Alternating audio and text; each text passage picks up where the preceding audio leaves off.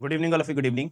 तो आज के सेशन के अंदर मैं आपको समझाने वाला हूं कि हमें अगर कोई भी प्लेंट को ड्राफ्ट करना होता है तो ड्राफ्ट करने से पहले हमारा कानून क्या बताता है, क्या रूल्स का पालन हमें करना पड़ता है। कोई भी केस का, अगर कोई भी सिविल केस आता है तो उसके अंदर हमें ड्राफ्टिंग कैसे करनी होती है। तो आज पूरी के पूरे इस सेशन के अंदर मैं आपको ये चीज समझाऊंगा और आपको कुछ हद तक बहुत सारी चीजें क्लियर हो जाएंगी। तो हमने प्रीवियस क्लासेस के अंदर क्या क्या टॉपिक्स अपने कवर अप कर लिए थे।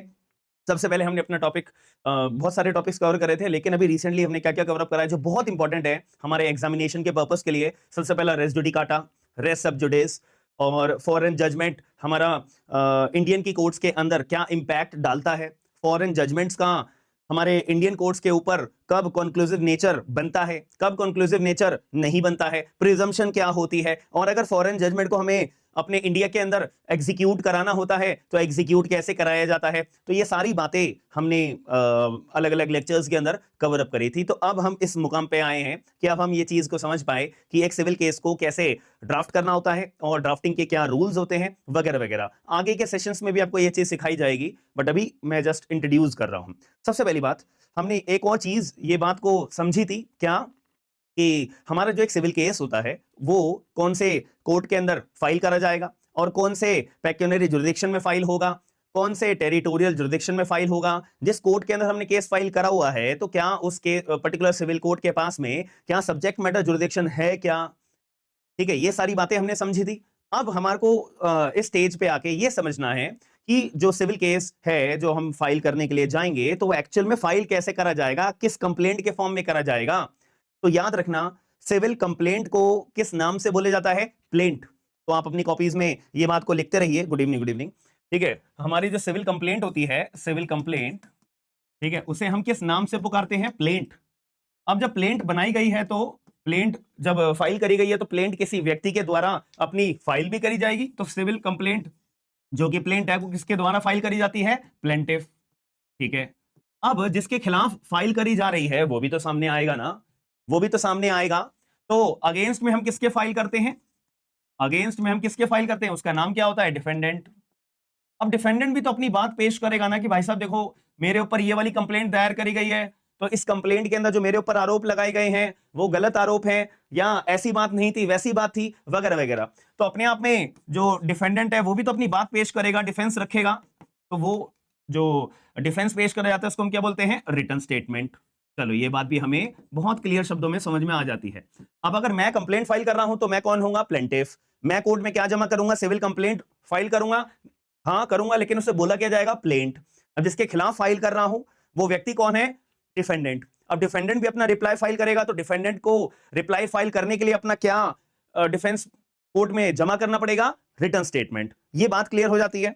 चलो, इसके बारे आगे भी मैं आपको एक चीज और बताऊंगा, रेप्लिकेशन भी होता है, रीजॉइंडर भी होता है। तो क्या रेप्लिकेशन रीजॉइंडर हमारा प्लीडिंग्स का पार्ट होता है क्या, और अगर कोई नया फैक्ट इंट्रोड्यूस अगर करना होता है तो बाय वे ऑफ रेप्लिकेशन रीजॉइंडर हम कर सकते हैं क्या, अगर नहीं कर सकते हैं तो इसका ऑल्टरनेटिव मेथड कुछ होता है क्या, क्या अमेंडमेंट ऑफ द प्लीडिंग हम कर सकते हैं क्या, कोई नया फैक्ट इंट्रोड्यूस उसमें कर सकते हैं क्या। ये सारी बातें अभी आपके दिमाग में क्लियर आएंगी, समझ में आएंगी। ठीक है, तो ये हमारा सीपीसी का बैच चल रहा है। ठीक है, ये हमारा सीपीसी का बैच चल रहा है। तो उसके अंदर आज था मौका, हमने अब इस स्टेज पे आ गए हैं कि हम ये समझ पाएंगे, इसलिए मैं ये सेशन भी आप लोगों के लिए लेकर आया हूं। ठीक है, तो सबसे पहली बात, एक प्लेंट होती है तो प्लेंट में क्या क्या बातें तो होनी ही चाहिए, 100% होनी चाहिए। ठीक है, तो प्लेंट के बारे में अगर मुझे पढ़ना होगा तो कोई ऑर्डर नंबर मुझे याद करवाओ। मैंने आप सभी लोगों को याद करवाया था ना। तो प्लेंट को अगर मुझे समझना हो डिटेल में तो मुझे ऑर्डर नंबर किस पे जाना पड़ेगा, ऑर्डर नंबर, बहुत सही, जब बहुत सही बोला है, ऑर्डर नंबर 7। उसका एक बार रूल नंबर 1 पढ़ते हैं। Order 7 rule number 11, order 7 rule number 1 को एक बार रीड आउट करते हैं। सभी लोग अपने अपने बेरेक्स ओपन अप कर लीजिए, सभी लोग अपने अपने बेरेक्स को ओपन कर लीजिए। वेरी नाइस, वेरी नाइस, सही जवाब है। ठीक है, ऑर्डर नंबर 7 जल्दी जल्दी ओपन अप करिए। क्या कहता है ऑर्डर नंबर 7 रूल 1, उसके बारे में ना सारी कहानियां बता रखी हैं कि आपको ऐसे बातें मेंशन करनी पड़ेगी। मैं ऐसे ऐसे आपको ओरली भी बता देता हूं। ठीक है, ओरली ही भी बता देता हूं। देखो, सबसे पहली बात, हर एक ड्राफ्ट के अंदर, हर एक ड्राफ्ट के अंदर मैं एक ऐसे आपको छोटा सा फॉर्मेट भी बता रहा हूं, आप लोग अपनी कॉपीज में इस बात को लिखते भी रहिएगा। ठीक है, यहां पे सबसे पहले आता है नेम ऑफ द कोर्ट। ठीक है, मैं लिख देता हूं, इन द कोर्ट ऑफ, ठीक है, श्री, जो जज साहब का नाम होगा। ठीक है, अब ये जज साहब क्या होंगे, सिविल जज। या तो जूनियर डिवीजन, ठीक है, या सीनियर डिवीजन। ठीक है, अब मैं कौन सी कोर्ट में हूं, ठीक है, मान लेते हैं मैं दिल्ली का कोर्ट डाल रहा हूं, ठीक है,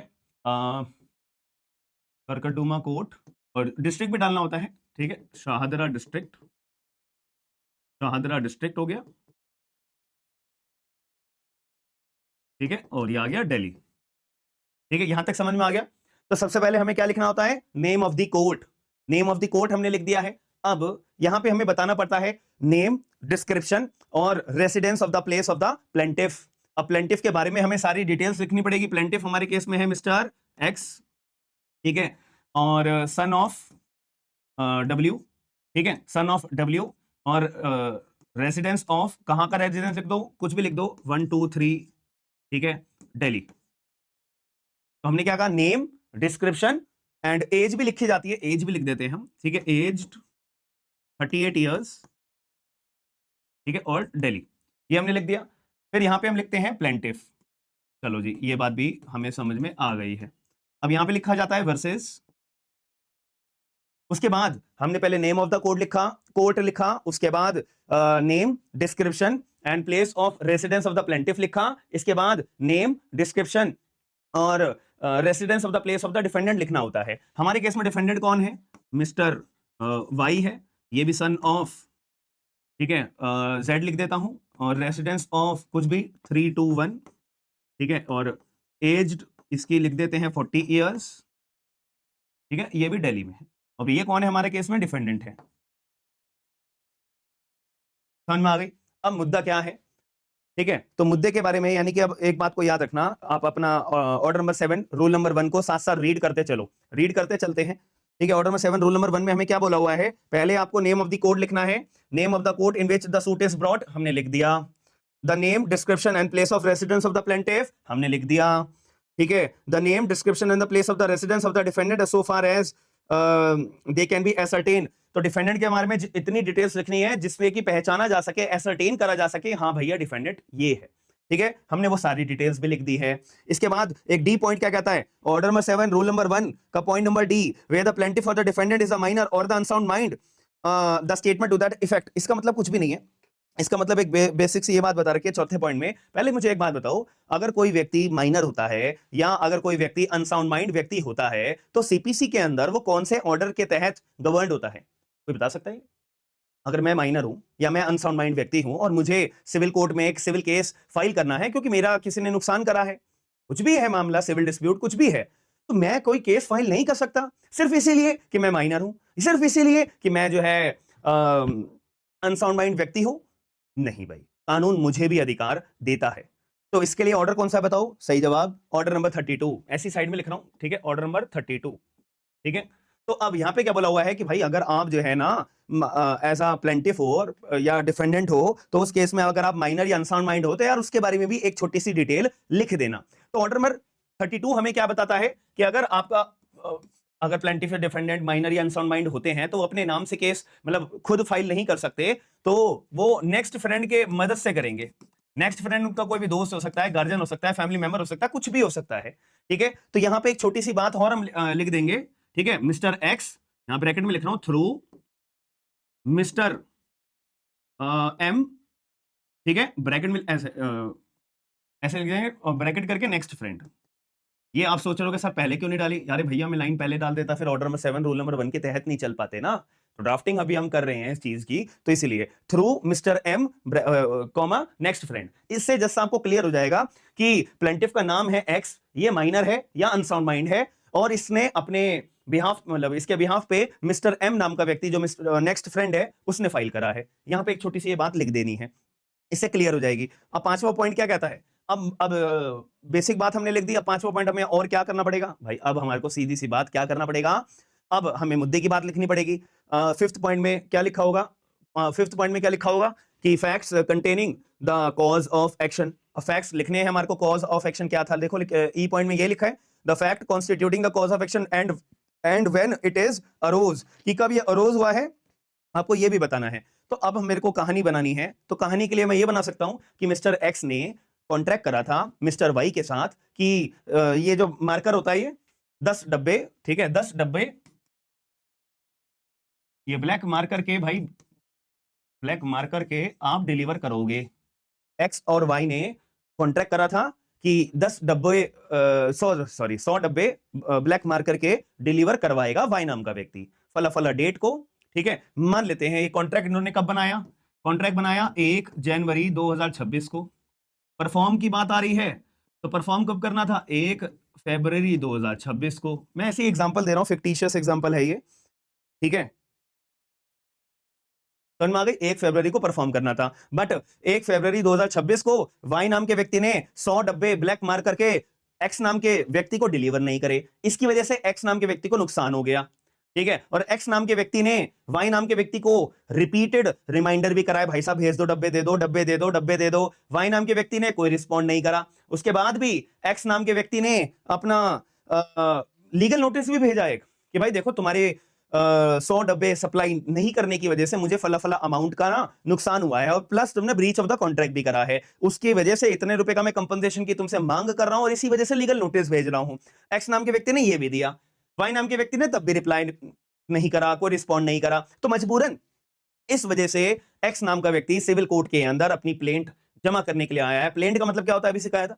प्लेंट का मतलब होता है सिविल कंप्लेंट। ठीक है, तो सिविल कंप्लेंट फिर फाइल करने के लिए आए in the form of filing of the plaint.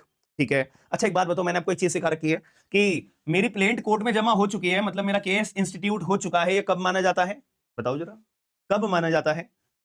ये प्रोविजन के साथ बताना। क्या मैं बोल सकता हूं कि ऑर्डर नंबर 4 अगर मैं पढ़ूं और सेक्शन नंबर 26 में पढ़ूं तो वहां पे क्या लिखा हुआ है कि अगर आप प्लेंट जो अपनी प्रॉपर ऑफिसर के पास कोर्ट में जमा करा देते तो ये मान लिया जाता है कि आपका केस, मतलब प्लेंट आपने जमा करा दी है। एक बार ओपन अप करिए सेक्शन 26 भी,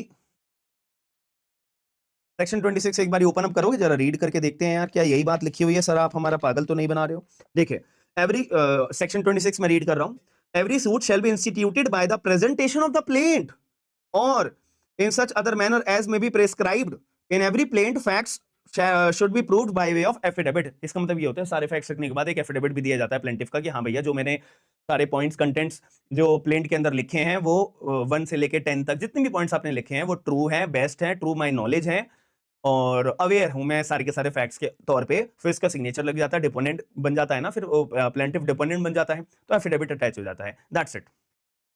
ठीक है, अब ऑर्डर नंबर 4 को भी एक बार रीड कर लेते हैं। प्रेजेंटेशन ऑफ द प्लेंट हमारी कहां होगी, ये हमें ऑर्डर नंबर 4 बताएगा क्योंकि ऑर्डर नंबर 4 हमें प्रोसीजर के बारे में बताता है।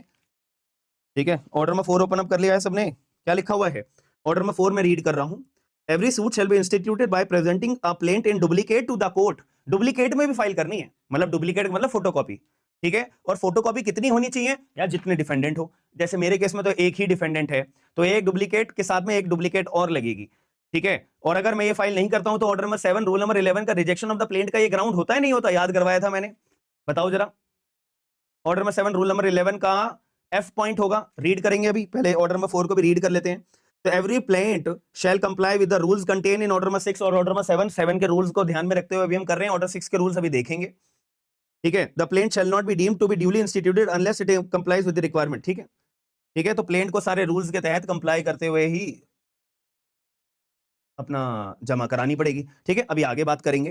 तो मुद्दे की बात क्या है, एक्स नाम के व्यक्ति को नुकसान हुआ है, कंपनसेशन हुआ है, नुकसान हुआ है, तो वो नुकसान के अपना क्लेम करना चाहता है। तो मैं ये बोल सकता हूं कि डैमेजेस क्लेम करने की बात यहां पे चल रही है।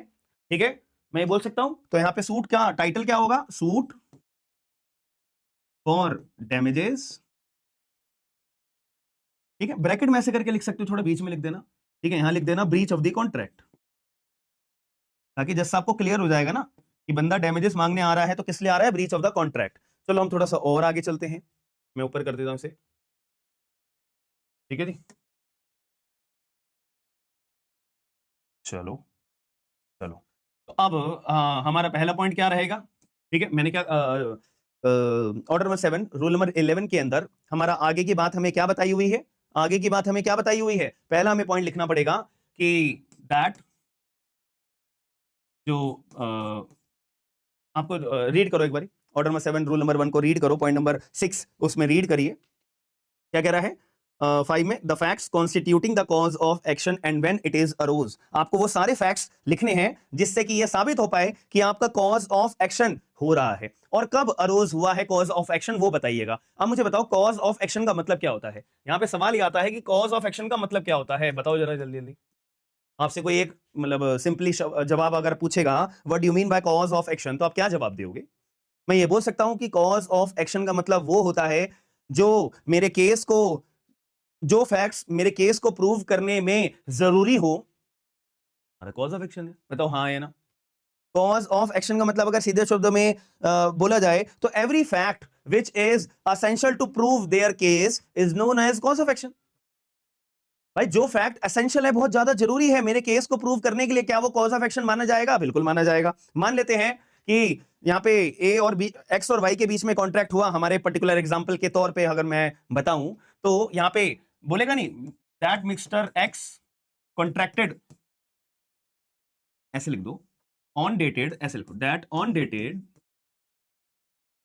1 जनवरी 2026 mister x contracted with Mr. Y for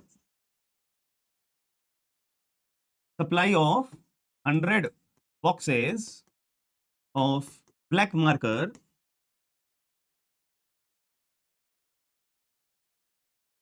and performance is to be made on 1 February 2026 at, जहां भी आपका गोदाम होगा एक्स नाम के व्यक्ति का, मैं दिल्ली लिख देता हूं, ठीक है, ऐसे 1 2 3 ये एड्रेस लिख रहा हूं मैं ऐसी दिल्ली, ठीक है। समझ में आ रही है मेरी बात। हमने पहले फैक्ट के अंदर अपना fact which shows the cause of action and when it is arose, क्या ये बात फिट हो रही है? और कॉज ऑफ एक्शन का मतलब क्या होता है? एक ऐसा फैक्ट जो आपके केस को प्रूव करने के लिए सबसे ज्यादा जरूरी होता है, वो अपने आप में कॉज ऑफ एक्शन कहलाया जाएगा। बोलना गलत तो नहीं होगा, ठीक है। तो इससे एक बात ये समझ में आ रही है कि एक्स और वाई के बीच में कॉन्ट्रैक्ट हुआ था फला फला डेट को और फला फला चीज को सप्लाई करने के लिए, और वो सप्लाई नहीं करी थी, मतलब वो और इस दिन परफॉर्मेंस होना था, ठीक है। ये एक बात समझ में आई है। दूसरी बात, और एक बात मैंने मिस कर दी है, ठीक है। अब इसको मैं कॉपी भी नहीं कर सकता, मैं यहां पे ब्रीच ऑफ द कॉन्ट्रैक्ट रब कर रहा हूं, ठीक है। यहां पे एक छोटी सी लाइन ऐसे लिख देते हैं, द मोस्ट रिस्पेक्टफुली, ठीक है, द मोस्ट रिस्पेक्टफुली, ऐसे लिखने से ना थोड़ा सा एक प्रेजेंटेशन बनती है। The most respectfully submits as follows, ठीक है। आप जब अपने वर्ड के अंदर जब ये ड्राफ्ट करोगे ना, तो ये बस यहीं तक ही आएगा। इसके बाद थोड़ा सा यहाँ पे लाइन छोड़, मतलब थोड़ा सा एक स्पेस देने के बाद फिर यहाँ पे आपका पॉइंट नंबर 1 आता है। तो यहाँ पे हमने ऐसे लिख दिया है। अब एक स्पेस देके सेकंड नंबर पॉइंट हम लिखेंगे। अब हम आगे की कहानी, और हमेशा ना यहाँ से डैट से ही शुरू करी जाती है, ठीक है, डैट से ही। ये हर एक पैराग्राफ के अंदर आपका डैट डैट डैट, ठीक है, ये ही लिखना होता है। ये एक प्रेजेंटेशन का पार्ट होता है। समझ में आई है मेरी बात या नहीं? ठीक है। अब हमने मुद्दे की बात बता दी, मेरा और इसके साथ में इस दिन कॉन्ट्रैक्ट हुआ, इस दिन परफॉर्मेंस होनी थी। दैट आप पहला पॉइंट में ये भी लिख सकते हो, ठीक है, ये आपका अपना पर्सनल एक ड्राफ्टिंग की स्किल्स होती है। मैं टू द पॉइंट से ही स्टार्ट करता हूं, ये मेरी पर्सनल ओपिनियन है, ठीक है। मैं मुद्दे की बातों से ही चालू करता हूं, लेकिन आप पहले या दूसरे पॉइंट में ये भी लिख सकते हो कि हाँ मिस्टर एक्स नाम का व्यक्ति यहाँ यहाँ रहता है वगैरह वगैरह, और वो रिस्पेक्टेबल सिटीजन है, और इसने कोई भी पहले कोई भी इसके क्रिमिनल एंटीसीडेंट्स नहीं है वगैरह वगैरह। आप ये सारी बातें भी मेंशन कर सकते हो अगर आपके क्लाइंट के बिहाफ पे जैसे केस की डिमांड होती है, ठीक है। चलो अभी हमारी सिंपल सी डिमांड है, बिल्कुल रॉ, एक बहुत ही बेसिक बात मैं आपको समझा रहा हूं। धीरे धीरे धीरे धीरे जैसे जैसे आप कहानियां समझते रहोगे, ड्राफ्टिंग करते रहोगे, लिखाई में आपका बहुत ज्यादा इंप्रूवमेंट आता रहेगा। ये बिल्कुल बेसिक बात है, ये समझ रहे हो। इससे एग्जाम्पल से ये जज मत करिएगा कि ड्राफ्टिंग हम आ गई है हमें, हम बहुत अच्छी ड्राफ्टिंग कर लेंगे, नहीं, सालों बीत जाते हैं ड्राफ्टिंग करते हुए, ठीक है, सीखने में। तो इसीलिए मैं आपको लिए मैं बता रहा हूं, बहुत बेसिक चीज बता रहा हूं, ठीक है। Mr Y had breached the contract. अब ब्रीच कैसे करा है ये भी तो लिखोगे ना, ब्रीच कैसे करा है? बाय नॉन परफॉर्मेंस, आप ऐसे लिखोगे, bye non performance of the contract by non performance of the contract. और कॉन्ट्रैक्ट कौन सा वाला हो सकता है? 10 कॉन्ट्रैक्ट होंगे एक्स और वाई के बीच में, तो डेट भी लिखनी है, डेटेड, ये वाली डेट लिखनी है, डेटेड 1 जनवरी 2026। ठीक है, समझ में आ गई मेरी बात या नहीं? उसके बाद आप और भी पॉइंट्स मेंशन कर सकते हो कि भाई साहब हम तो प्लेंटिफ है ना, तो हमने तो इसको रिपीट रिमाइंडर भी दिए थे, तो इसकी तरफ से कोई रिस्पॉन्ड नहीं आया था, ये थर्ड पॉइंट मेंशन करोगे। फोर्थ पॉइंट ये भी मेंशन कर सकते हो कि डेट ऑन डेटेड, जो आपने लीगल नोटिस भी दिया था वाई नाम के व्यक्ति को for the demand of their, for the demand of your money and compensation, because जो वाई नाम का व्यक्ति था उसने परफॉर्मेंस नहीं करे थे अपनी कॉन्ट्रैक्ट की। ये सारी बातें भी आप मेंशन करोगे ना, फोर्थ पॉइंट में, फिफ्थ पॉइंट में मेंशन करोगे। ठीक है, एक ही पॉइंट में तो सारी बातें मेंशन नहीं कर सकते। अच्छा ये बात बताओ यार, ये पॉइंट्स क्यों लिख रहे हैं, स्पेस क्यों छोड़ रहे हैं? ये कहीं ना कहीं लिखा हुआ है ऑर्डर नंबर 7 रूल नंबर, आप 2 पे आ जाइए, ऑर्डर नंबर 7 रूल नंबर 2 के ऊपर आ जाइए, 2 के ऊपर नहीं,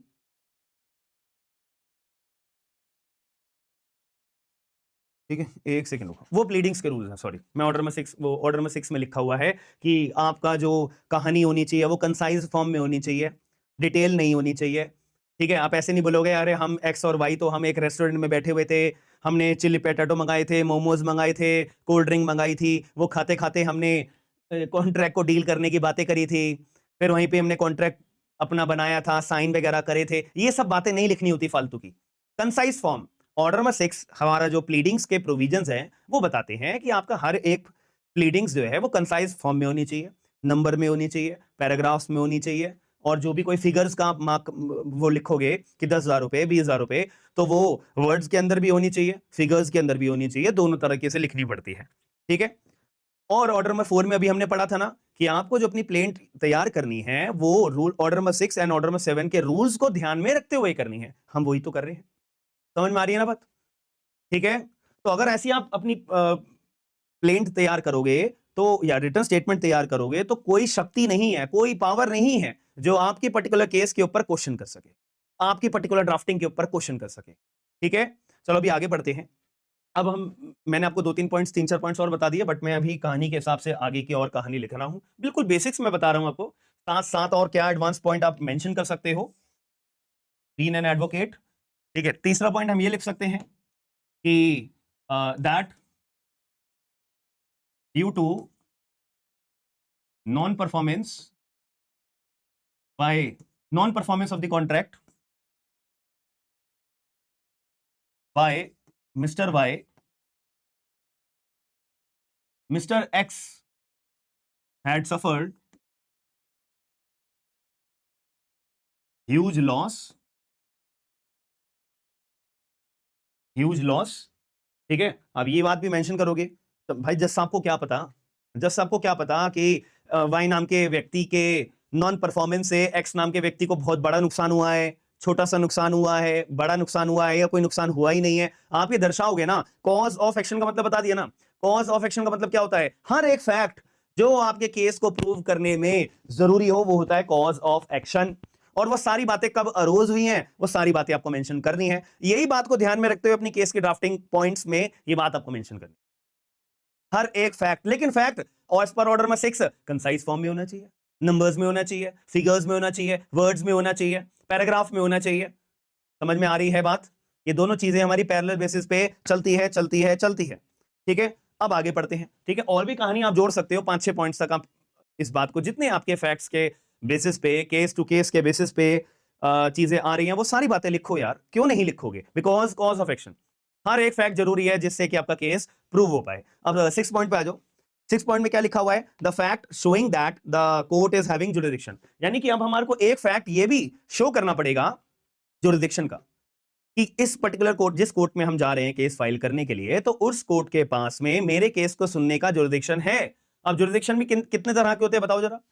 मैंने आपको ये चीज पढ़ाई हुई है कि जुरिडिक्शन कितने तरह के होते हैं, 1 2 3 4 5 10, कितने तरह के जुरिडिक्शन होंगे भैया? 3 तरह के होते हैं। एक होता है हमारा पेक्यूनियरी जुरिडिक्शन, दूसरा होता है टेरिटोरियल जुरिडिक्शन, तीसरा होता है सब्जेक्ट मैटर जुरिडिक्शन। तो पेक्यूनियरी जुरिडिक्शन सेक्शन नंबर 6 से गवर्न होता है, जो पैसे की बात करता है। मैंने इसके बारे में भी आपको बताया है। अगर मैं दिल्ली में रहता हूं, हमारा केस कहां फाइल हो रहा है? हमारा केस कहां फाइल हो रहा है? सिविल जज के पास, सीनियर डिवीजन, जूनियर डिवीजन, वो एडमिनिस्ट्रेटिव लेवल पे देखा जाता है, बट हमारा केस अभी सिविल जज के पास हो रहा है। तो सिविल जज के पास कितनी जुरिडिक्शन होती है दिल्ली के अंदर, पेक्यूनरी जुरिडिक्शन कितनी होती है बताओ जरा, ये भी बताया हुआ है मैंने, बताओ जल्दी जल्दी बताओ। अरे सीधी सी बात है, 0 रुपए से लेके 3 लाख रुपए तक जो केस का पूरा केस जो होता है, अगर 3 लाख रुपए से कम का है तो वो सिविल जज के पास जाएगा। 3 लाख 1 रुपए से लेके 2 करोड़ रुपए तक का अगर केस है तो वो डिस्ट्रिक्ट जज के पास जाएगा। 2 करोड़ 1 रुपए से लेके जितने रुपए का अनलिमिटेड, वो दिल्ली हाई कोर्ट के पास जाएगा। लेकिन अभी रिसेंटली एक अमेंडमेंट हुई थी, ठीक है, दिल्ली हाई कोर्ट ने ऑर्डर पास करा था। हालांकि इस पर्टिकुलर अमेंडमेंट को लेकर Delhi high court bar association ने बहुत इसके ऊपर नाखुशी दिखाई थी। उसमें ये बोला गया था कि दिल्ली हाई कोर्ट के पास जो जुरिडिक्शन है, ओरिजिनल सिविल जुरिडिक्शन है, as per the Delhi high court act 1966 section number 5 के तहत दिल्ली हाई कोर्ट के पास ओरिजिनल जुरिडिक्शन है, जो कि 2 करोड़ रुपए का होता है। तो दिल्ली हाई कोर्ट ने इसको अमेंड करके 2 करोड़ की बजाय 20 करोड़ रुपए कर दिया है कि अब जो दिल्ली हाई कोर्ट के अंदर मामला जाएगा तो वो 20 करोड़ 1 रुपए से ऊपर का अगर कोई मामला होगा तो वो दिल्ली हाई कोर्ट के पास डायरेक्टली सुनवाई पे जाएगा। अदरवाइज 3 लाख 1 रुपए से लेके 20 करोड़ रुपए तक का जो मामला है वो डीजे के पास जाएगा। ठीक है, ये एक अभी लेटेस्ट बात है, बट इस सारी बातों को साइड रखते हुए आपके एग्जाम में नहीं आएगी। आप बीन एन एडवोकेट अगर कहीं प्रैक्टिस करते हो या किसी वकील साहब के पास ऑफिस में जाते हो, ये चीजें सारी वहां काम आएगी। पेपर में इन चीजों पे कोई सवाल सब्जेक्टिव नहीं आता है। पेपर में सवाल आएगा सब्जेक्टिव तो केवल और केवल ऑर्डर नंबर 7 रूल नंबर 11 से सवाल आएगा। मैं मेंस की बात कर रहा हूं, जुडिशरी के मेंस की मैं बात कर रहा हूं। ऑर्डर नंबर 7 रूल नंबर 10 से सवाल आएगा। ऑर्डर नंबर 6 रूल नंबर 17 से सवाल आएगा, अमेंडमेंट ऑफ द प्लीडिंग। कभी कभी ऑर्डर नंबर 6 रूल नंबर 16 से सवाल आ जाता है। इससे बाहर पेपर में कोई सवाल नहीं आएगा। लेकिन अगर आप इंटरव्यू पे बैठोगे, इंटरव्यू पे कहीं देने जा रहे हो, जहां पे अगर अब तो जुडिशरी में 3 year practice as an advocate mandatory है, तो अगर इंटरव्यू में सवाल पूछते हैं, हाँ भाई तुमने 3 साल क्या क्या किया है, क्या काम किया है, तो उस केस में आप काउंटर जवाब ये दे सकते हो ना, भाई मैंने ड्राफ्टिंग करी है, केसेस में अपीयर हुआ हूं, बेल एप्लीकेशंस मैंने ड्राफ्ट करी हैं, सिविल केसेस मैंने ड्राफ्ट करे हैं। तो वो पूछेंगे अच्छा ड्राफ्टिंग करते कैसे हैं, तो आप ये सारे रूल्स बताओगे ना। यही 9 बातें आप याद, 9 बातें ऐसे याद कर लेना। As per order 7 rule number 1 के तहत क्या बातें ध्यान रखनी है, नेम ऑफ द कोर्ट होना चाहिए, name description place of residence of the plaintiff होना चाहिए, name description place of the residence of the defendant होना चाहिए। और अगर इन केस जो प्लेंटिफ है या माइनर डिफेंडेंट है वो माइनर या अनसाउंड माइंड है तो वो एक स्टेटमेंट ऐड होनी चाहिए। Fact showing the cause of action and when it is arose होना चाहिए। Fact showing that the court is having a jurisdiction, ये मेंशन होना चाहिए। 6 बातें हो गई हैं। अब 7th बात हमारी क्या बता रखी है, ठीक है। अब आखिर में फिर ये बताओगे कि प्लेंटिफ रिलीफ क्या मांगने आया है, उसका एक अलग कॉलम बनाओगे। 8वीं बात हमारी क्या बताई हुई है कि अगर प्लेंटिफ इन केस अगर वो सेट ऑफ की मांग करता है, रेलिंग्विश करता है अपने पोर्शन को, तो कितना अमाउंट उसने सेट ऑफ या रेलिंग्विश करा है वो अमाउंट मेंशन करना जरूरी है। लास्ट पॉइंट ये है कि जो टोटल अमाउंट है सूट का वो मेंशन करना जरूरी है for the purpose of determination of the jurisdiction and court fees, कितनी कोर्ट फीस अटैच करी। और कोर्ट फीस के लिए मैंने अलग लेक्चर लिया था, आप लोगों को याद होगा, तो उसके अंदर मैंने बहुत अच्छे से आपको ये चीज समझाई थी। तो अभी हमारा केस सिविल जज के पास जा रहा है, तो भाई हम कंपनसेशन की मांग तो 3 लाख रुपए से नीचे की ही करेंगे ना। हमारा पूरा केस जो है वो 3 लाख रुपए से कम का होना चाहिए। अगर 3 लाख रुपए से ज्यादा की मांग करेंगे तो पेक्यूनियरी जुरिडिक्शन में भाग चला जाएगा। भाई डलना चाहिए कि डीजे के पास, डिस्ट्रिक्ट जज के पास, डाल रहे हो तुम सिविल जज के पास, कितने बड़े मूर्ख हो, ये हमें कहलाया जाएगा। जज साहब हमें ये बात बोलेंगे, याद रखना। ये छोटी छोटी गलती कर जाते हैं और हमारी बेइज्जती होती है कोर्ट के अंदर, क्योंकि हम पहले पढ़ाई लिखाई करके जाते नहीं है, पहले अपने आप को पूरा प्रिपेयर करके जाते नहीं है। गलती हमारी होती है, याद रखना, ठीक है। चलो अभी आगे चलते हैं, आगे चलते हैं, आगे चलते हैं। हाँ तो एक लाइन ये भी लिख देंगे 4th पॉइंट के पास, वही दैट दिस कोर्ट, मैं ऐसी शॉर्ट में लिख रहा हूं, this court is having the original jurisdiction, ठीक है, this to try the case, ये बात आप लिख दोगे, ठीक है। और हमने जुरिडिक्शन वाला पॉइंट भी लिख दिया है। इसके बाद अब हम एक बात और भी लिखेंगे ना, लिमिटेशन पीरियड का भी तो हम बात जिक्र करेंगे। एक बात बताओ, केस हमारा कॉन्ट्रैक्ट कब बना, 1 जनवरी 2026 को, परफॉर्म कब होना था, 1 फरवरी 2026 को। तो इस दिन हमारा जो है परफॉर्म होना था। अब अगर परफॉर्म हो गया तो सब बल्ले बल्ले है, कोई मामला नहीं बनता। परफॉर्म नहीं हुआ तो यहीं से ही तो कॉज ऑफ एक्शन शुरू हो जाएगा। बताओ हाँ है ना, लड़ाई झगड़ा इसी पर्टिकुलर कॉज ऑफ एक्शन यहीं से शुरू हो जाएगा ना। अब यहाँ पे बात आ जाते हैं रिकवरी ऑफ मनी के। हम रिकवरी तो कर रहे हैं ना, रिकवरी ऑफ मनी का ही तो मामला है, एक तरीके से पैसे ही की तो मांग कर, ब्रीच ऑफ द कॉन्ट्रैक्ट ही तो है ना। तो सवाल ये उठता है कि ब्रीच अगर कोई व्यक्ति कॉन्ट्रैक्ट का करता है तो उसमें कंपनसेशन की मांग करते हैं, तो कितना लिमिटेशन पीरियड दिया हुआ है as per the limitation act 1963, बता सकते हैं? चेक करके बता दो यार एक बार कि अगर ठीक है, लिमिटेशन एक्ट 1963 के तहत अगर सूट जो है डैमेजेस का फाइल करा जाता है तो कितने टाइम के अंदर अंदर डैमेजेस का सूट फाइल कर सकते हो? जैसे हमारा डैमेजेस का है ना यार, तो सूट हमारा डैमेजेस का ही तो है, तो कितने टाइम के अंदर अंदर सूट फाइल करा जा सकता है? मैं अनुमान लगा के चल रहा हूं 3 साल, ठीक है, मैं अनुमान लगा के चल रहा हूं 3 साल। तो सूट फाइल करना चाहिए हमारे को, यानी कि मैं बोल कह सकता हूं 1 फरवरी 26 से 27, 27 से 28, 28 से 29, 2029 तक हमारे को अपना सूट फाइल करना पड़ेगा। बट हम तो भाई मार्च में ही कर रहे हैं। आज कौन सी तारीख है? 23 मार्च है, ठीक है, 23 मार्च 2026 को हम तो सूट फाइल कर रहे हैं। और हम कब तक कर सकते हैं? 1 फरवरी 2029। तो क्या हमारा suit with in the period of limitation है क्या? बिल्कुल है यार। तो ये बात लिखोगे नहीं, बहुत जरूरी पॉइंट है ये, मैं बताऊंगा क्यों। दैट लिखेंगे कैसे से, ठीक है, अब ऐसे लिख सकते हो दैट द प्रेजेंट केस नहीं, सूट लिखो, the present suit is with in the period of limitation, with in the period of limitation. क्या बोलना गलत तो नहीं है? बता दो जरा, ठीक है। हमने लिमिटेशन का पॉइंट भी ऐड कर दिया। अब एक बात बताओ, ये पॉइंट लिखने के पीछे का रीजन क्या है? कि ये वाला पॉइंट हो गया या फिर ये वाला तो मैंडेट है, कानून ने बोला हुआ है तो हमने लिख दिया। ये वाला 5वां पॉइंट क्यों लिख रहे हो? क्योंकि ऑर्डर नंबर 7 रूल नंबर 11 के अंदर अगर ये बात मेंशन नहीं करेंगे या प्रूव नहीं करेंगे तो हमारी प्लेंट रिजेक्ट हो जाएगी। यार एक बार rejection of the plaint order number 7 rule number 11 की बात कर लें क्या? 7/11 बार बार इसका जिक्र आ रहा है, ठीक है। तो मेरी प्लेंट जो मैंने कोर्ट में जमा करी है, कोर्ट मेरी प्लेंट उठा के कब फेंक सकते हैं? फाड़ सकते हैं, जला सकते हैं, यानी कि रिजेक्ट कर सकते हैं। कब कर सकते हैं?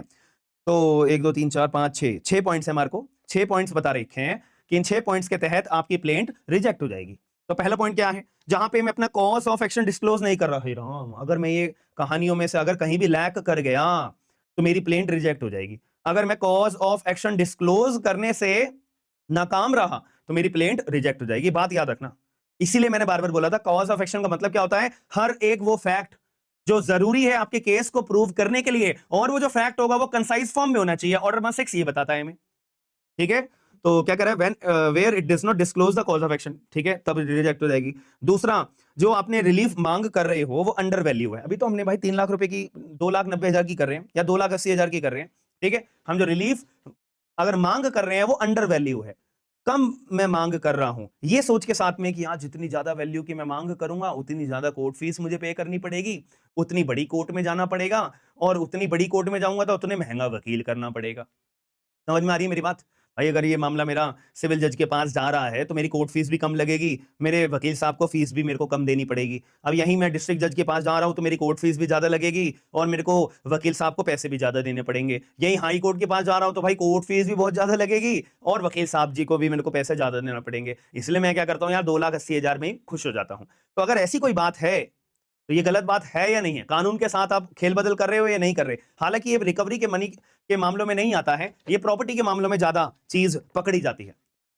मैं अगर सूट फाइल करता हूं कि मेरा जो है सूट, मान लेते हैं संजना ने मेरी प्रॉपर्टी पे कब्जा कर लिया है और मेरी प्रॉपर्टी की वैल्यू है 50 करोड़ रुपए की, नहीं 50 करोड़ रहने दो, 40 करोड़ रुपए की, 40 भी रहने दो, 30 करोड़ रुपए की, ठीक है। उस पर कब्जा कर रखा है संजना ने। अब मैं कोर्ट में सूट फाइल करूंगा संजना के खिलाफ कि जज साहब, वही सारी ड्राफ्टिंग करूंगा, ठीक है।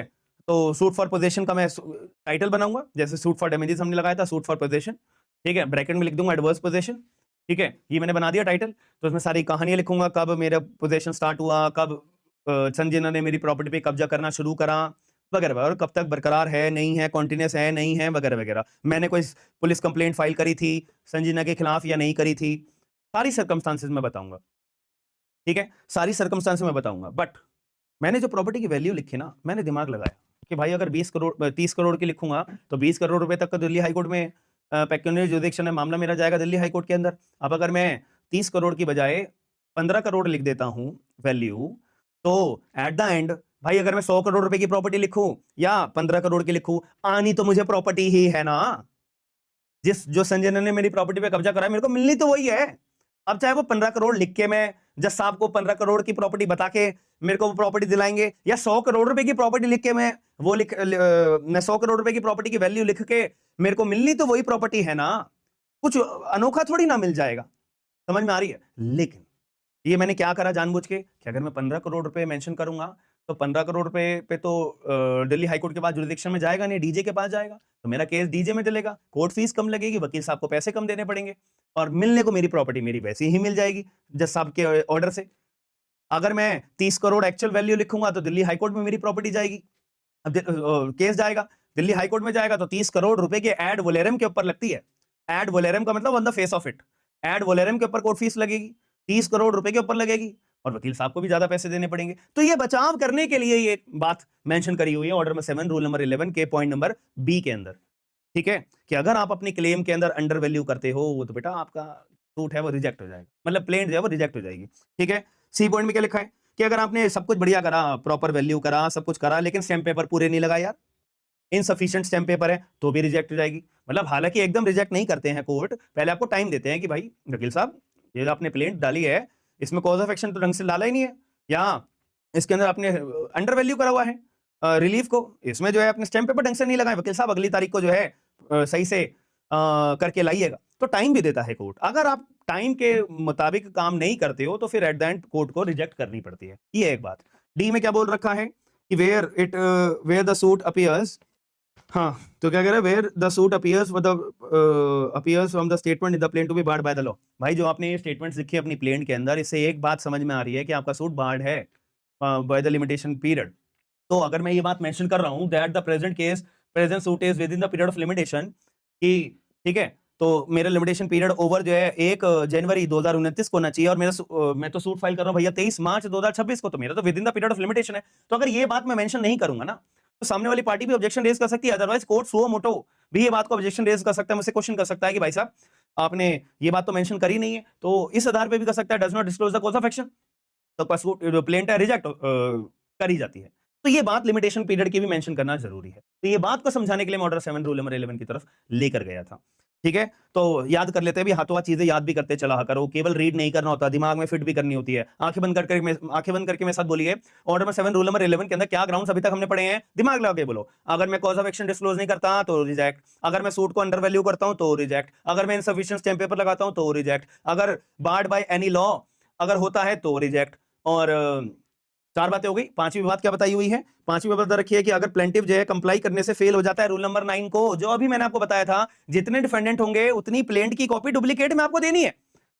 अब यार जो कोर्ट ऑफिसर होगा वो बैठ के फोटोकॉपी थोड़ी ना करेगा तुम्हारी प्लेंट की, इतना टाइम थोड़ी ना है। ठीक है, तो ये आपकी खुद की जिम्मेदारी है कि जितने डिफेंडेंट हैं उतनी ही आपको अपनी प्लेंट की कॉपी डुप्लीकेट यानी कि फोटोकॉपी में आपको क्या बोलते हैं सेट बना के स्टेपल करके देने, स्टेपल तो नहीं करते, नोट लगाते हैं। ठीक है, तो वो लगा के आपको सबमिट करनी है। अगर उसमें कमी करी तो भी आपकी प्लेंट रिजेक्ट हो जाएगी, कि यहाँ पे कोर्ट नहीं बैठा है आपके प्लेंट को फोटोकॉपी करने के लिए कि अच्छा 10 डिफेंडेंट है, चलो 10 कॉपीज है फोटोकॉपी की देके फिर हम समन के लिए भेजेंगे, नहीं सॉरी यार। ठीक है, लास्ट पॉइंट क्या कहता है, यही तो कहता है डुप्लीकेट में फाइल करनी है। ई पॉइंट एफ पॉइंट कहता है कि रूल नंबर 9 कह रहा है जितने डिफेंडेंट उतनी कॉपी, जितने डिफेंडेंट उतनी डुप्लीकेट। समझ में आई बात या नहीं है, पहले बताओ। मैं ये चैलेंज के साथ बता सकता हूं, कोई भी कोचिंग के अंदर या कहीं पे भी आपको इतना डिटेल में ऐसे कंसाइज फॉर्म में कोई नहीं बताएगा। और मैं ये प्लानिंग भी कर रहा हूं कि आने वाले टाइम में, मतलब एप्लीकेशन के ऊपर बैच में तो नहीं, मैं यूट्यूब पे जजमेंट राइटिंग भी आपको कंप्लीट, जो एग्जाम के अंदर राजस्थान हो, एमपी हो, कोई भी पेपर हो जहां पे आपसे जजमेंट राइटिंग आती है, मैं वो कराऊंगा। क्योंकि मुझे ऐसा लगता है कि बच्चे लोग इस चीज में बहुत ज्यादा वीक होते जा रहे हैं। अब तो प्रैक्टिस का रूल आ गया है तो और ज्यादा वीक होते जा रहे हैं, क्योंकि टाइम की कमी आ जाती है ना। क्योंकि मैं अगर बच्चे के दिमाग से बात करूं तो सुबह उठूंगा, मेरे को कोर्ट भागना पड़ेगा और हियरिंग कंडक्ट करनी पड़ेगी, या ड्राफ्टिंग का काम करना पड़ेगा, या चैम्बर का काम करना पड़ेगा। मेरे को पूरा दिन करना पड़ेगा, 6 बजे 7 बजे तक मैक्सिमम मैं बोल रहा हूं। ठीक है, एक जनरल बात, भाई किसी को 10 भी बज जाते हैं, रात को 9 भी बज जाते हैं, पुलिस थानों में जाना पड़ता है, दिल्ली का बच्चा हरियाणा की कोर्ट में भी भागता है, गुड़गांव की कोर्ट में भी भागता है, अलग अलग स्टेट के अंदर भी जाता है। मैं ये सारी बातें स्किप करते हुए एक जनरल बात बता रहा हूं। उसके बाद थकने के बाद बच्चा कहीं ना कहीं बैच में किसी में ले रखा होगा, वहां पे अपनी रिकॉर्डेड क्लास देखेगा, अगर कोई लाइव का टाइम बचेगा तो लाइव देखेगा। ठीक है, उसके बाद फिर उसको रिवीजन भी करनी होगी, बट अगर उसमें हिम्मत होगी तो। ठीक है, तो इन सारी बातों में पहले वो अपना सिलेबस कंप्लीट करने में लग जाता है। अब यह रह जाती है हमारी judgment writing, legal GK, English, Hindi, ठीक है, आंसर राइटिंग, ये सारी चीजें रह जाती हैं। उसके बाद essay writing, प्रेसी writing, translation, Hindi तो इंग्लिश, इंग्लिश तो हिंदी, इस सारी चीजों में वक्त की कमी आ जाती है। ठीक है। तो एडिशनली जब मैं कहीं बैठा हूंगा खाली, तो मैं यूट्यूब पे वीडियो देख ली अच्छा जजमेंट राइटिंग के ऊपर, घर जाके जस्ट इसको मैंने फॉर्मेटिंग कर ली, एक दो एग्जांपल खुद रिकैप्चुलेट कर लिए, उससे मेरा थोड़ा स्किल्स में एनहेंसमेंट हो जाता है। तो आप लोग मुझे बताइएगा कि ये मुझे करना चाहिए या नहीं करना चाहिए। एज अ पॉजिटिव माइंडसेट के साथ मैं ये सोच रहा हूं कि करना चाहिए। ठीक है, बट देखेंगे आगे चल के। चलो यहां तक बात समझ में आ गई। चलो यार एक बार ऑर्डर में 7 रूल नंबर 1 के ऊपर दोबारा आ जाओ, कि हमने कोई बात छोड़ी तो नहीं है ना, वरना नाराज हो जाते हैं यार ये सबसे जल्दी। कोर्ट में भी लोग बहुत जल्दी नाराज हो जाते हैं। ठीक है, चलो हमने क्या करना था, नेम ऑफ द कोर्ट लिख दिया, प्लेंटिफ का नाम, description, place of resident, defendant का भी लिख दिया, प्लेंटिफ माइनर है, अनसाउंड माइंड है, वो भी बात कर ली, कॉज ऑफ एक्शन की स्टेटमेंट भी डाल दी, जुरिडिक्शन की बात भी लिख दी। अब रिलीफ की बात आ जाती है। रिलीफ हम क्या मांगने आ रहे हैं कोर्ट से, मैं थोड़ा और नीचे कर देता हूं, ऊपर चला जाए भाई। ये मैंने भी सीखा था, ये वाला जो ऑप्शन है ना, इसके अंदर भी ये वाला ऑप्शन होता है ऊपर करने का, अभी रिसेंटली सीखा है मैंने, मुझे पता भी नहीं था ऐसा। अब रिलीफ सॉर्ट करेंगे। ठीक है, पहले तो वही एक लाइन लिख देंगे कि हम इस कोर्ट से बहुत बड़े आभारी हैं कि हाँ इस कोर्ट ने हमारी बात सुनी है, ऑनरेबल कोर्ट ने हमारी बात सुनी है वगैरह वगैरह, हम बहुत ज्यादा प्लीज हैं। ये बात लिखने के बाद अलग अलग लोगों की अलग अलग प्रेजेंटेशन होती है, इसलिए मैं ये लाइन नहीं लिख रहा हूँ। ठीक है, हर किसी का अपना अपना एक तौर तरीका होता है। पहला कि आप क्या मांग कर रहे हो, बताओ भाई मेरा नुकसान हुआ है, मान लेते हैं 100 बॉक्सेस थे, कितने रुपए का, 3 लाख रुपए से कम का ही कर सकते हैं ना, क्योंकि जुरिडिक्शन हमारे पे 3 लाख का ही है कि ह्यूज लॉस हुआ था, तो हम यहाँ पे मांग कर रहे हैं कितने रुपए की करें, चलो 2.5 लाख की कर ले। ठीक है, बी में लिख देंगे कि ऐसे लिख दो कि ऑनरेबल कोर्ट जो है may order the any other relief as the court may deem fit for the case. इसके अलावा भी अगर कोर्ट जज साहब आपको कुछ और मुझे रिलीफ ग्रांट करनी है तो आप वो भी कर सकते हो, या कोई और ऑर्डर पास करना है वो भी कर सकते हो। प्लस यहाँ पे आप एक और ये बी को सी पॉइंट के अंदर ये बातें लिख देना। ठीक है, बी में ये भी लिख सकते हो, इंटरेस्ट की बात भी लिख सकते हो। अगर आपके कॉन्ट्रैक्ट में ये बात लिखी हुई थी कि अगर कोई व्यक्ति ब्रीच करता है या कोई व्यक्ति कोई भी नॉन कंप्लायंस करता है, नॉन परफॉर्मेंस करता है, उसकी वजह से किसी अन्य पार्टी को नुकसान होता है, तो वो नुकसान की जो भरपाई है उसके ऊपर 5% या जो भी इंटरेस्ट का अपने परसेंटेज लिखा होगा तो वो इंटरेस्ट रेट भी लिख सकते हो। ठीक है, अदरवाइज 6% होता है, अदरवाइज 6% होता है। ठीक है, पर एनम के बेसिस कि जैसा मुझे इंटरेस्ट भी दिलाया जाए 6% पर एनम की। कब से कॉज ऑफ एक्शन स्टार्ट हुआ है, अच्छा ऊपर ही था है ना, हमारा हुआ था यहाँ से कॉज ऑफ एक्शन स्टार्ट हुआ था ना, दिख रहा होगा आपकी स्क्रीन के ऊपर ये छोटा सा। तो 1 फरवरी 2026 से लेके अब तक जैसा जितना पैसा मेरे को परेशानी में गया है, मैं इतनी देर इतने टाइम से परेशान हुआ हूं, उतना पैसे का कंपनसेशन इंटरेस्ट भी मुझे दिलाया जाए 6% पर एनम के। ठीक है, ये भी आप लिखना चाहो लिख सकते हो, कोई बड़ी बात नहीं होगी। बट याद रखना जितना वैल्यू लिखोगे उतना ही वैल्यू के ऊपर आपको कोर्ट फीस पे करनी पड़ेगी, क्योंकि यहाँ पे एड वोलेरम पे कोर्ट फीस बनती है, एड वोलेरम पे कोर्ट फीस बनती है। ठीक है, सारे पॉइंट्स लिख दिए, बस इसको फिर हम बंद कर देंगे। ठीक है, फिर इसके बाद एक छोटी सी चीज ये आती है, आपको पता होनी चाहिए। ठीक है, मैं नहीं भी बताऊंगा तो आपको फिर भी बाद में जब ड्राफ्टिंग करोगे आपके सीनियर ये चीज सिखाएंगे, आपको बता देंगे क्या, वेरिफिकेशन। वेरिफिकेशन का एक ये कॉलम बनता है कि I mister X residence of this son of this age this that true that all the contents are mentioned in the plaint are true and best of my knowledge वगैरह वगैरह, यहाँ पे सिग्नेचर आ जाएंगे mister x के। ठीक है, ये verification हो जाएगी। इसके बाद एक एफिडेविट बनेगा। ठीक है, एफिडेविट में आपको लिखा हुआ है ना, ऑर्डर नंबर एक बारी 4 को रीड करिए, ऑर्डर नंबर 4 को एक बारी रीड करिए, ऑर्डर नंबर 4 को एक बारी रीड करिए जल्दी जल्दी।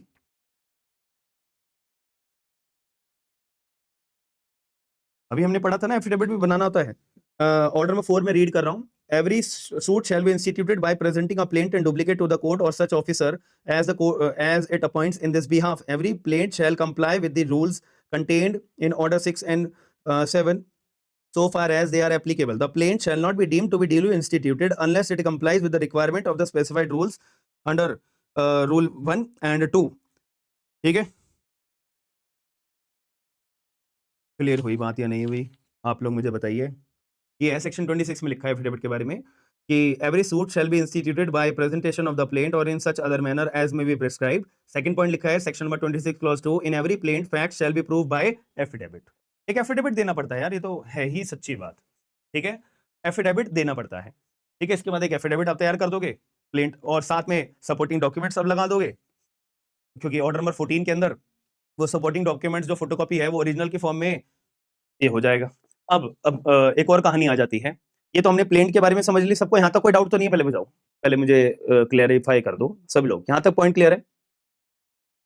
एक सिंपल ड्राफ्टिंग की चीजें समझ में आ गई है, एडवांस लेवल धीरे धीरे समझ में और आ जाएंगी। फॉर एग्जाम्पल, आप कहीं बैठे हो, कोर्ट में बैठे हो, कोर्ट रूम में बैठे हो, देख रहे हो कि दो हस्बैंड वाइफ का झगड़ा चल रहा है, वो झगड़े की कहानी आपने पहचान ली। अब आपको अपने आप को एज्यूम करके चलिएगा कि मैं हस्बैंड के बिहाफ पे या वाइफ के बिहाफ पे एक केस को ड्राफ्ट कर रहा हूं, तो वो ड्राफ्टिंग के अंदर मैं क्या क्या पॉइंट्स ऐड ऑन कर सकता हूं, डिपेंड अपॉन द केस। ऐसे बार बार ड्राफ्ट करोगे, दिमाग ओपन अप होता रहेगा। ठीक है, चलो अब हम एक कदम और आगे चलते हैं।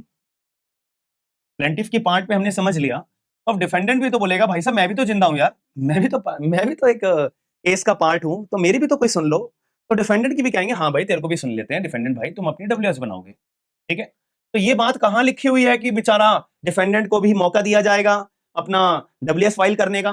तो इस बात को लेकर हमें चलना पड़ता है ऑर्डर नंबर 6 के अंदर। ऑर्डर नंबर 6 के अंदर बताओ क्या लिखा हुआ है? रूल 1 के अंदर आप लोग पढ़ के बताओगे मुझे। ऑर्डर नंबर 6 के अंदर हमें लिखा हुआ है, ऑर्डर नंबर 6 के अंदर हमें लिखा हुआ है कि रूल 1 के अंदर कि प्लीडिंग्स के अंदर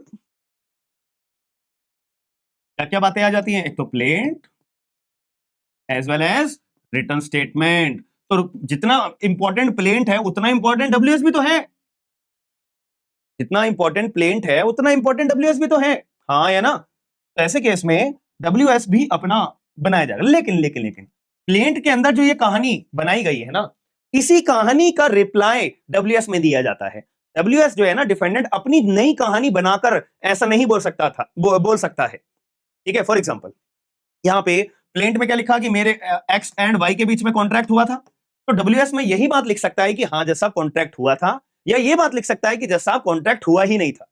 इससे बाहर की कोई कहानी नहीं लिख सकता, जैसा मैं तो एक्स को जानता ही नहीं, जैसा मैं तो मतलब कुछ भी नई कहानी ऐसी नहीं पैदा कर सकता है जो प्लेंट से बाहर की कहानियां हो। समझ में आ रही है मेरी बात? अगर बाई चांस ऐसा हो भी जाता है उसका भी जवाब दूंगा। ठीक है, तो डब्ल्यूएस के अंदर यही बात आएगी। इसने ये बोल रहा है जैसा कॉन्ट्रैक्ट हुआ था, मान लेते हैं डब्ल्यूएस में जो डिफेंडेंट है वो बोल रहा है जैसा नो कॉन्ट्रैक्ट, कोई कॉन्ट्रैक्ट हुआ ही नहीं। तो यानी कि एक बात बताओ मुझे, मैंने आपको एक चीज सिखा रखी है, फैक्ट इन इशू का क्या मतलब होता है? फैक्ट इन इशू का क्या मतलब होता है? कोई मुझे बता दे इसका मतलब। सीधा सा मतलब होता है, एक पार्टी एजर्ट कर रही है, दूसरी पार्टी डिनाई कर रही है। जस्ट एक पार्टी बोल रही है साहब ऐसा हुआ था, दूसरी पार्टी कह रही है नहीं जैसा वैसा नहीं हुआ था, तो अब ये फैक्ट इन इशू है या नहीं है? फैक्ट इन इशू का मतलब होता है जहां पे एक पार्टी बोल रही है ऐसा हुआ था, दूसरी पार्टी बोल रही है ऐसा नहीं हुआ था। When one party asserts the another party denies, this is known as fact in issue. तो अब जज साहब के दिमाग में एक क्लैरिटी आ गई है। अब जज साहब के दिमाग में एक क्लैरिटी नहीं, एक मुद्दा आ गया है। अरे यार, ए नाम एक्स नाम का व्यक्ति बोल रहा है कॉन्ट्रैक्ट हुआ है, वाई नाम का व्यक्ति बोल रहा है कॉन्ट्रैक्ट नहीं हुआ है, तो क्या इन दोनों के बीच में कॉन्ट्रैक्ट हुआ है या नहीं? तो अब जज साहब बोलेंगे दोनों पार्टीज को भाई साहब आप अपनी अपनी बातें अप्रूव करिए। अब यहाँ पे पहला इशू कोड बना सकता है कि whether there is a contract between X and Y और नॉट। ये एक फैक्ट इन इशू में बन जाएगा। अब एक्स अपने सबूत लेकर आएगा, हाँ जैसा ये देखो ओरिजिनल कॉपी है कॉन्ट्रैक्ट की, ये रहे वाई नाम के व्यक्ति जो कि डिफेंडेंट है जिसने रिटर्न स्टेटमेंट फाइल करी है, ये रहे उसके सिग्नेचर। और अगर ज्यादा हुआ जैसा आप देखो इसकी हैंडराइटिंग में मैं लेके आया हूं, ये बात को साबित करने के लिए कि ये सिग्नेचर इसी व्यक्ति के हैं। और जैसा मैं एक विटनेस को भी लेकर आया हूं, जब सिग्नेचर हो रहा था डब्ल्यूएस डिफेंडेंट सिग्नेचर कर रहा था उस टाइम पे विटनेस मौजूद था, विटनेस की भी गवाही है, और विटनेस अपनी गवाही एफिडेविट पे दे सकता है सिविल केसेस में, याद रखना ये सीपीसी का रूल है। और अगर क्रिमिनल केसेस में विटनेस जो है एफिडेविट पे गवाही कभी नहीं देता है, बट बहुत एक्सेप्शनल केस में क्रिमिनल केस में भी अलाउ करा जाता है। ये एक थोड़ा जुडिशियल प्रोसीडिंग वाली मैंने बातें बता दी, अगर आपके समझ में आ गई हो तो वेल एंड गुड, नहीं आई तो उसको भी साइड रखिएगा। ठीक है, बात समझ में आई है या नहीं? चलो, डब्ल्यूएस बनाएगा ये भी अपना। अच्छा, मेरी मुद्दे की एक बात समझ में नहीं आ रही, मैं मतलब मैं आपके बिहाफ पे एक बात बोल रहा हूँ कि अगर डब्ल्यूएस फाइल करी है तो डब्ल्यूएस के अंदर अगर रिटर्न स्टेटमेंट जब इसने फाइल करी है, मतलब मान लेते हैं प्लेंट तैयार करने के बाद रिप्लाई करने का मौका तो डिफेंडेंट को दिया गया है रिटर्न स्टेटमेंट फाइल करके। अब डब्ल्यूएस के अंदर भी मान लेते हैं डिफेंडेंट ने कोई अपनी बातें रखी हैं, तो यार प्लेंटिफ को भी तो मौका मिलना चाहिए डब्ल्यूएस के अंदर लिखी हुई बातों को अपना रिप्लाई करने का, जैसे डिफेंडेंट को मिला था। हाँ, फिर यहां पे प्लेंटिफ फाइल करता है रेप्लीकेशन, अपनी रेप्लीकेशन फाइल करता है, नहीं जैसा आप डिफेंडेंट ने ये बात गलत बोली, ऐसा नहीं ऐसा हुआ था, ऐसा नहीं ऐसा हुआ था। ठीक है, अब आखिर में रेप्लीकेशन का भी रिप्लाई करने का मौका डिफेंडेंट को दिया जाता है, उसको बोलते हैं, मैं चेयर साइड कर देता हूं, उसको बोला जाता है रीजॉइंडर। ये रिजॉइंडर फाइल कर देता है, बस यहीं तक बात सीमित हो जाती है। ठीक है, अब एक क्वेश्चन मन में आ जाता है, एक क्वेश्चन आ जाता है कि ये जो रेप्लिकेशन है या ये जो रिजॉइंडर है, भाई क्या ये प्लीडिंग्स का पार्ट होती है क्या? ये क्वेश्चन आ जाता है, एग्जाम में आता है ये, क्या ये प्लीडिंग्स के पार्ट होती है क्या?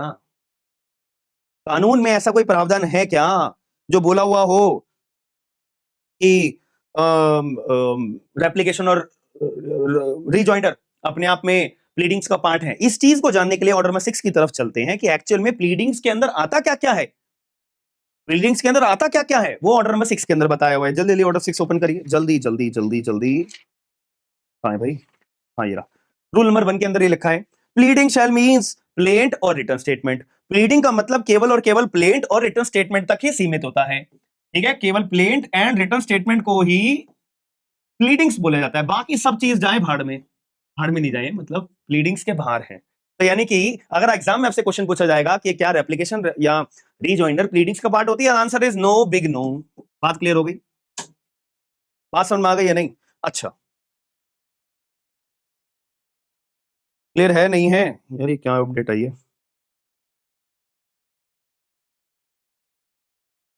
ठीक है जी, क्लियर है मेरी बात या नहीं? चलो आगे चलते हैं। अब एक और सवाल मन में आता है कि सर एक बात बताओ, मैं एक प्लेंटिफ हूं और मैंने प्लेंट अपनी तैयार करी, प्लेंट जमा हो गई है, डब्ल्यूएस भी आ गई है, कुछ मतलब ठीक है।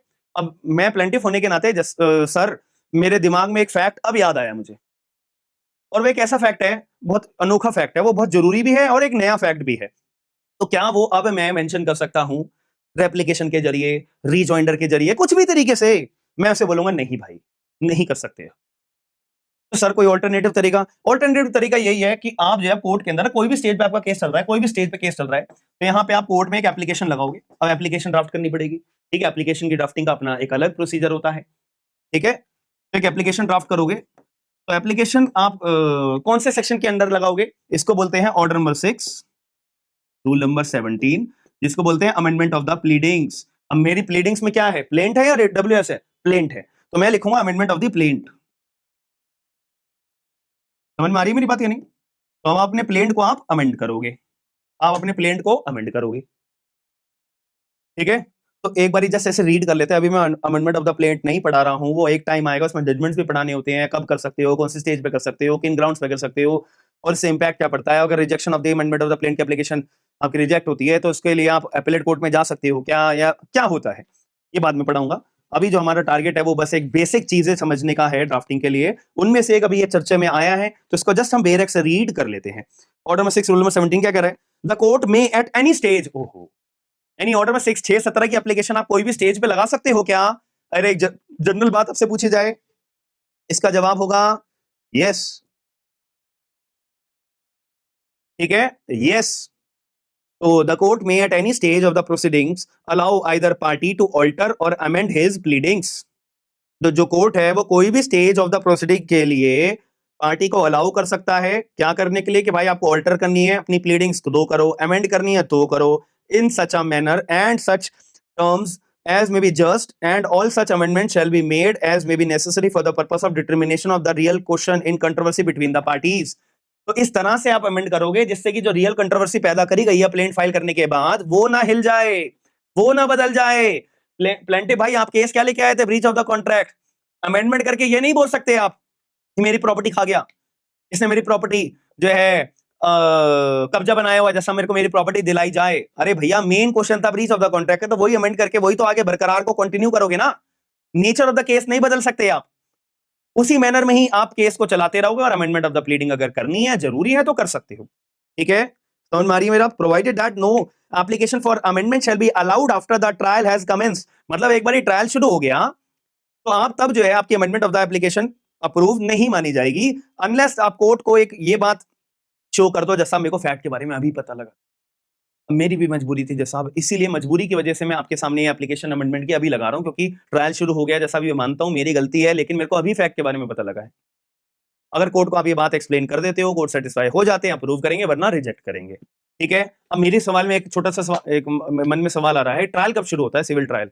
मैं ये बोल सकता हूँ पहले प्लेंट फाइल होती है, प्लेंट फाइल हो जाने के बाद फिर कोर्ट के पहली ही हियरिंग होती है, कोर्ट को अगर केस में दम है तो लग जाता है, फिर कोर्ट समन जारी करते हैं, समन जारी करने के बाद 30 से 90 दिनों के अंदर WS फाइल होती है। WS फाइल होने के बाद में फिर कोर्ट एग्जामिनेशन करते हैं ऑर्डर नंबर 10 के तहत। एग्जामिनेशन करने के लिए पीछे साथ में कोर्ट जो है सबसे पहले एमिकल सेटलमेंट करते हैं order number 10 rule number 1A section 89 के साथ में। एमिकल सेटलमेंट हो गया तो ठीक है, नहीं हुआ तो फिर कोर्ट में आ जाओ। फिर यहाँ पर डिस्कवरी होती है ऑर्डर नंबर 11 के अंदर। फिर अगर कोई एडमिशन दिया गया ऑर्डर नंबर 12 के तहत वो चेक करा जाता है। ऑर्डर नंबर 13 के तहत ओरिजिनल डॉक्यूमेंट्स पार्टीज के मंगाए जाते हैं। फिर ऑर्डर नंबर 14 में इश्यूज फ्रेम करे जाते हैं। उसके बाद हमारा ट्रायल शुरू होता है। तो मतलब ऑर्डर नंबर 14 की प्रक्रिया खत्म होने से पहले पहले आपको अपनी 6 से 17 की एप्लीकेशन लगानी पड़ेगी। क्या ये बोलना सही होगा या नहीं? बिल्कुल होगा। क्लियर हुआ? थोड़ा क्लैरिटी आई मन में? नहीं आई? मुझे बता दो। ठीक है, क्लैरिटी आना बहुत जरूरी है। अगर क्लैरिटी नहीं आएगी तो फिर पढ़ाई करने का कोई वजूद नहीं रह जाता है। ठीक है, अच्छा एक आपसे क्वेश्चन पूछेगा कोई कि आपका प्लीडिंग्स के अंदर जो स्टेटमेंट्स आप मेंशन करोगे तो वो कैसी होनी चाहिए? कंसाइज फॉर्म में, और उसमें एविडेंस होना चाहिए। क्या एविडेंस लिखोगे? जैसा आप इस पर्टिकुलर सेक्शन के तहत ये मेरी बात एज एविडेंस के रूप में पढ़ी जाए वगैरह वगैरह। यार ऐसे थोड़ी ना लिखोगे, प्लीडिंग्स में एविडेंस नहीं होते। बहुत बड़ा बड़ा लिख लो अपनी कॉपीज में। प्लीडिंग्स जो आप बनाओगे हर एक स्टेटमेंट कंसाइज फॉर्म में होनी चाहिए और उसमें कोई भी तरह का एविडेंस नहीं होना चाहिए। कोई भी तरह का एविडेंस नहीं होना चाहिए, याद रखना। ठीक है, चलो आज की क्लास हमारी यहीं तक थी। मुझे लगता है कि आपको चीजें समझ में आई होगी। ठीक है, और अगर कोई परेशानी हो, दिक्कत हो तो आगे की नेक्स्ट क्लास है उसमें कवर अप करेंगे। ठीक है, चलो फिर मिलते हैं हम नेक्स्ट क्लास के अंदर। ये था हमारा CPC का बैच और अगर नेक्स्ट क्लास में मिलेंगे। ठीक है, bye, take care, signing off, have a good day.